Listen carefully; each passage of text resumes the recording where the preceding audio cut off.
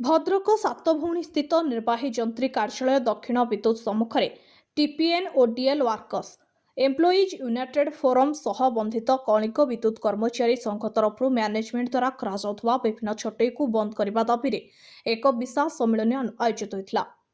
ପୂର୍ବରୁ ଲିଖିତ ଭାବେ ଜଣାଇଥିଲେ ସତ୍ତ୍ୱେ ମଧ୍ୟ ବିଭାଗୀୟ ଅଧିକାରୀମାନେ ଏହା ପ୍ରତି କୌଣସି ଦୃଷ୍ଟି ନ ଦେବା ସହ ଆଜି ପର୍ଯ୍ୟନ୍ତ କୌଣସି ବିଧିବଦ୍ଧ କାର୍ଯ୍ୟାନୁଷ୍ଠାନ ଗ୍ରହଣ ନ କରିଥିବାରୁ ସମସ୍ତ ବର୍ଗର ଶ୍ରମିକମାନେ ନିଜମାନଙ୍କ ପ୍ରତି ହେଉଥିବା ଅନ୍ୟାୟ ଅତ୍ୟାଚାର ଓ ଚାକିରି ଛଟେଇ ବିରୋଧରେ ସ୍ୱର ଉତ୍ତୋଳନ କରିଥିଲେ।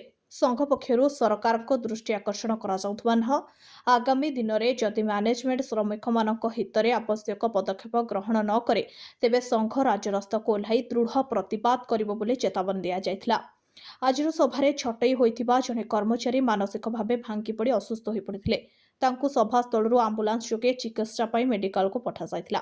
ଏପରି ପରିସ୍ଥିତି ପୁନରାବୃତ୍ତି ହେଲେ ସେଥିପାଇଁ ମ୍ୟାନେଜମେଣ୍ଟ ଓ ସରକାର ଦାୟୀ ରହିବ ବୋଲି ସଂଘ ପକ୍ଷରୁ ସତର୍କ କରାଯାଇଥିଲା। ୟୁନାଇଟେଡ୍ ଫୋରମ୍ ଜିନ୍ଦାବାଦ।